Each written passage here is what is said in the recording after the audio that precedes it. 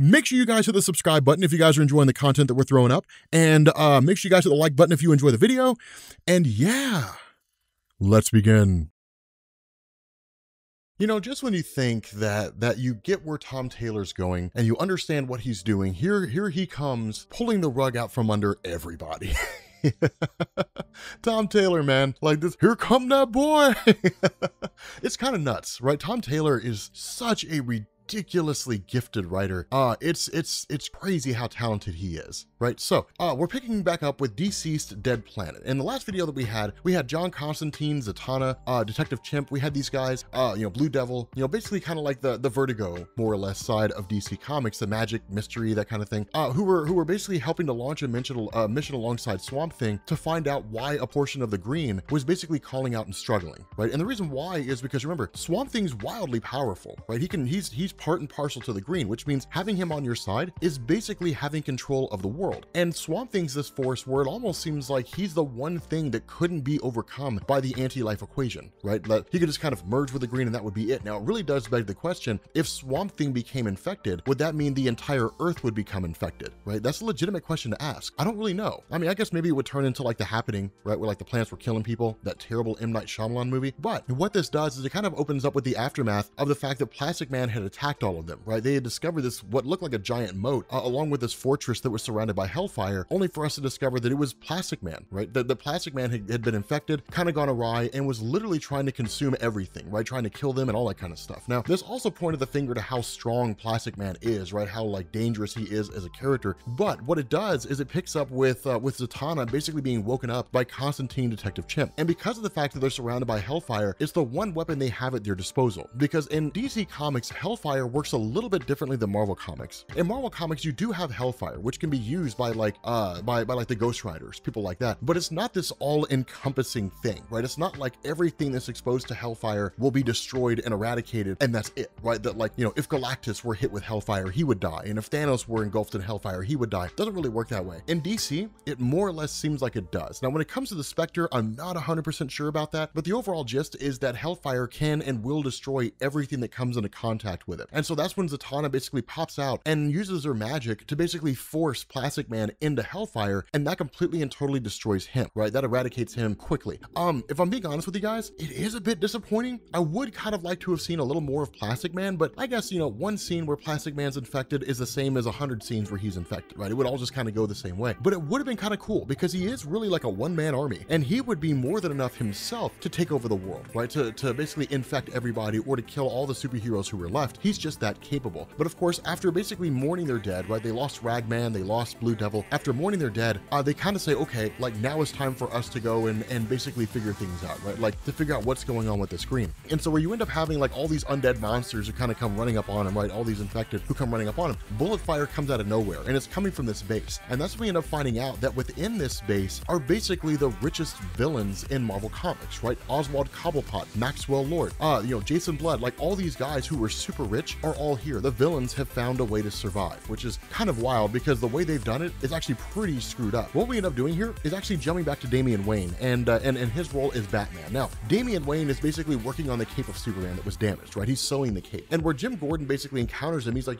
Batman was never really much of a sewer. The response to Damian is that's one of the biggest faults of Batman is that Batman should be totally self-sufficient, right? Batman should sew. And it's really kind of Damian meeting Jim Grayson and actually hugging him, right? Now, the reason why this is so significant is twofold. One, because anybody who's been reading DC Comics for any measure of time knows that Damian Wayne is not the emotional type, right? I mean, he's emotional insofar as he's a teenager, so his hormones are going nuts, right? Like every teenager was like that. And so he's emotional in that way, in the sense that like his body's just kind of going crazy because of all the chemicals and everything that are being pumped through, hormones and whatnot. But it's also a big moment because of the fact that Damian taking on the role of Batman, we didn't really know what it was going to look like. We had some ideas, we had some perspectives from, stories from days gone by, but we didn't really know exactly what it was going to look like here. And Damian Wayne is a far more emotionally intelligent Batman than Bruce Wayne was, right? That Bruce Wayne was just emotionally stunted. He was shut off. He was never the guy to give you a hug. He was never really the guy to tell you he loved you, right? It was the things he did in lieu of that let you know that Bruce Wayne cared about you, right? But he was never really the guy to let his guard down. That's one of the reasons why Tom Taylor's run was important, because you saw that in a lot of different ways. But with Damian Wayne, he's just kind of like,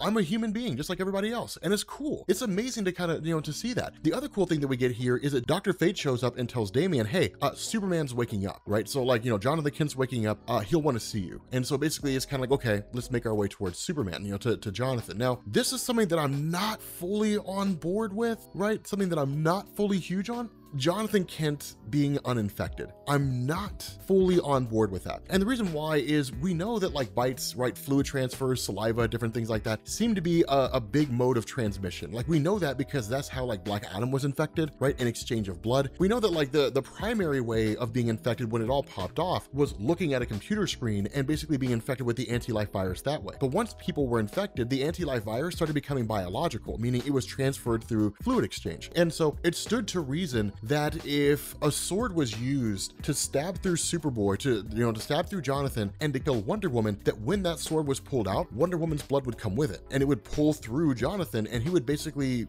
experience some flecks of her blood in his own system, and that would lead to him being infected. It looks like Tom Taylor's just kind of like, yeah, don't worry about that, just kind of on with the story. I guess I kind of get where he's coming from, and maybe that's just a little too nuanced, right? Maybe I'm just splitting hairs a little too much, but it's something that I kind of expected after seeing that. Like I kind of expected that to go down, but in place of that, we get something that's actually a lot cooler and something that kind of makes a lot more sense, right? So when Jonathan wakes up, he's met with Mary Marvel, and Mary Marvel's just kind of like, hey, so like, you basically passed out, you were injured, Dr. Fate's healing abilities were able to kind of restore you back to health, and of course, I was the one who was able to kind of patch you back up, get you bandaged, that kind of a thing. What it looks like, because Jonathan doesn't recognize her immediately, he's like, you seem familiar, but I don't really know who you are. Once she transforms, we almost get this little bit of an indication that like there's a possible romance blooming between these two characters, and that makes perfect sense, and it's something that I didn't really realize that I wanted to see until I saw it. And I was like, I kind of want to see Jonathan Kent's Superboy and like Mary Marvel as a couple. It seems cool, right? Like I would ship these characters. Like I would ship, does anybody say that anymore? Do people still say that? Like you ship people, like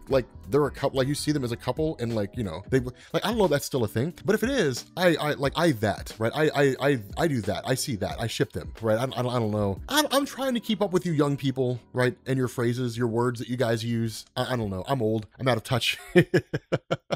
But I kind of see this going down, and it's cool. It's really, really cool. But from there, we switch over to Constantine, right? We switch back to John Constantine alongside Zatanna and with, Swamp Thing and so on. And Swamp Thing, of course, recognizes, yes, this is the place where the Green is calling out, where the Green is being tortured more or less. The other thing that we find out here is that with all these rich villains here, that what they've done is they've basically found a way to maintain the class system, right? The higher ups of society and the poor individuals of society. And the way they maintain this is really kind of like a nonsense explanation by them, in the sense that it's kind of like, okay, so like the way this works is you've got the richest individuals here, and then you have those individuals, those people who were saved, that basically their families are the ones who were like cleaning and cooking and all that kind of stuff, and the service they offer is their exchange for shelter. So basically it's, if you want to survive in this shelter, you got to clean. And the reason why we don't have to do any of that is we're giving you this shelter, right? So we're giving you a thing, and you're basically, staying within this shelter by providing us with a service. And it's kind of like, okay, but like this is the apocalypse though. So like the notion of like, hey, you can stay here so long as you have something to offer, that kind of goes away. And it's basically like, hey, so like,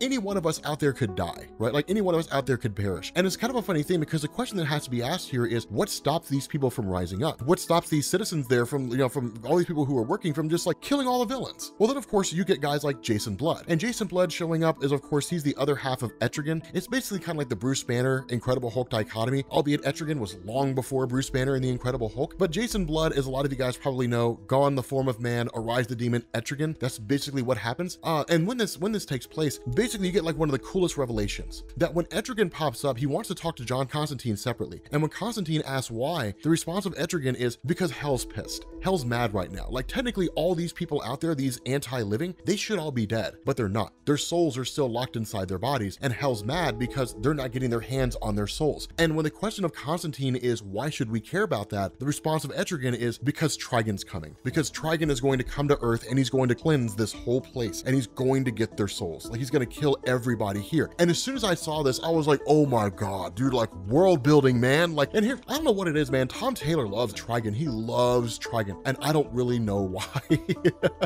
But while the two of them are talking, it's literally Etrigan saying like nothing here is going to be able to stop him. And that's true, because from the previous works that we've seen, just through the power of Trigon, and even like in the Injustice line of comics, the only thing that was able to stop the power of Trigon is is like somebody like Mixolydic, right? Like him and Trigon being locked in like eternal battle in the void, right? Kind of like just this endless space that stretches on forever and that they can never escape from, right? It was the only way to like save the world, right? Save all of reality from being torn to pieces. But it's one of these things where you know, Tom Taylor always kind of presents us with this scenario where Trigon's just like this immutable, indestructible force that exists out there, right? Like the top tier of Hell Lords, basically. That, you know, I don't really know how he relates to Lucifer Morningstar. My knowledge on DC Comics isn't that strong. It'd certainly be worth investigating, right? It'd certainly be worth me looking into just to get a better understanding. But in the middle of their conversation, suddenly shots start popping off.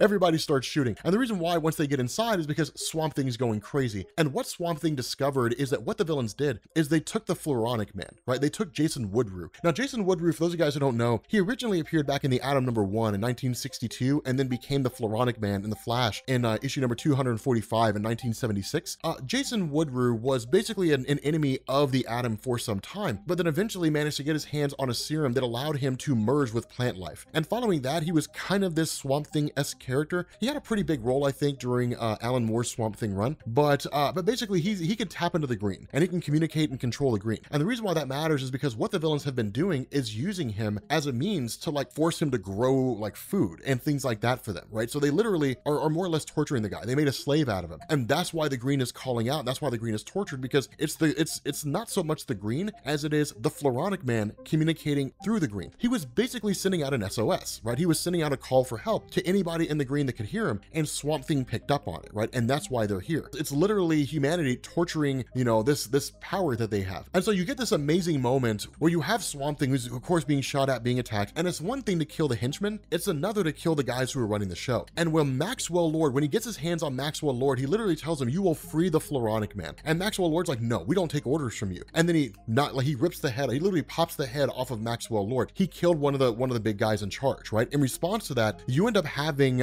Oswald Cobblepot, who says, like, "Professor Ivo, it's time." Now, anybody who knows anything about DC Comics knows who Professor Ivo is. Professor Ivo is the guy who made Amazo, the Amazo android, the guy who has all the powers of the Justice League. And Amazo comes flying in and basically attacks Swamp Thing, which forces him to kind of back off. And now, of course, Zatanna jumps in super fast and forces Amazo to freeze. But then that's when Constantine says, "Hey, he's not the only one, that there are other Amazos here. Like, they've made a bunch of Amazo androids." And so basically, like, they have to leave, right? They've got to get out of there as fast as they can, because if they don't, they're all going to be killed. Now, Swamp Thing, of course, wants to stay, and he wants to protect or wants to get Jason Woodruff out of there, assuming he's really even still alive, but at the very least, like, eliminate how the villains are able to use the green for their own ends. But at the end of the day, it's like, we just got to go, like, we just got to run. And so once they get out of there, what you also end up finding out is they've got a veritable army of Amazos. And what it looks like, if I'm a betting man here, because villains are very predictable, what it looks like is they're going to use Amazos and they're going to basically take over, right? They're going to wipe out all the infected that are out there. They're going to conquer the world for themselves and create their own new world order, right? That's what villains and the ultra rich would probably do. Like, they would probably try to create their own new world order. And so this leads to, of course, us picking back up with Gotham City, right? With the giant green, you know,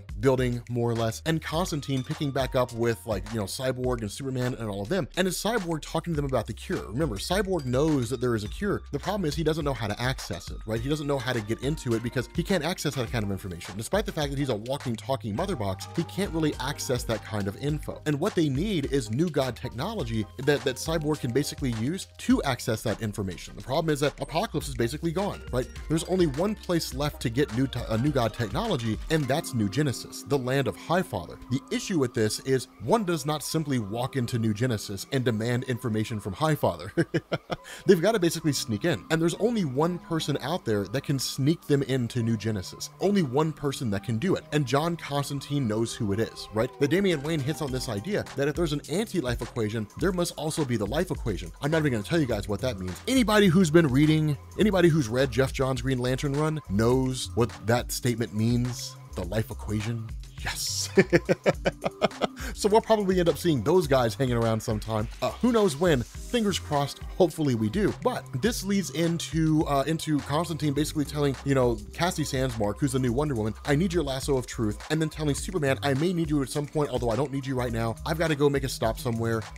Give me a little while," right? So we basically pick up kind of out here in the middle of nowhere, this wood in the shed, and we end up finding out that Constantine is meeting with Mr. Miracle. He's meeting with Scott Free. Now, Scott Free has, for the most part, given up. Remember, Big Barda was one of the first first people to fall, and Scott Free watched it happen, that he couldn't save her. And the two of them were married, very much in love, and it makes him feel like a failure, right? That he couldn't save his girl, as any man probably would. I can't really think of a man who wouldn't be able to save his girl and wouldn't feel bad about it, right? I mean, that's really not much of a man at all. But what this does is it leads to him just kind of being like, okay, I'm not falling for whatever ruse you have. Like, remember, Constantine isn't necessarily like a god of tricksters, but he is usually a guy that always has an ulterior motive, and he'll manipulate and do whatever he needs to do in order to achieve that ulterior motive. But that's when he tells Mr. Miracle, I'm not lying, I'm not duping you, I'm not tricking you, we need to go to New Genesis. If you don't believe anything that I'm saying, then ask me. And he presents him with the lasso of truth. What a smart move, right? Small things like that are what make Tom Taylor's story so great. And that's when basically he presents the lasso. The lasso goes around Constantine's hands, and he says, Scott, there's a cure.